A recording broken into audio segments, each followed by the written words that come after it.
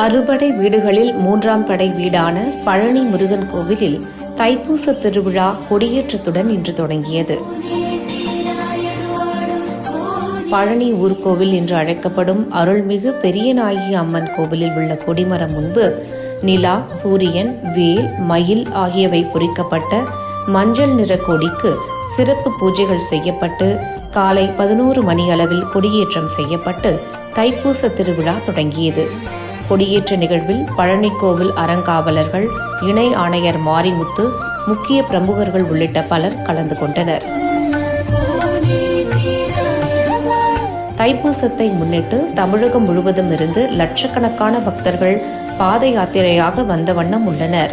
தைப்பூச திருவிழாவின் முக்கிய நிகழ்வான திருக்கல்யாணம் பிப்ரவரி 10ஆம் தேதி மாலையும் தொடர்ந்து இரவு வெள்ளி தேரோட்டமும் நடைபெற உள்ளது.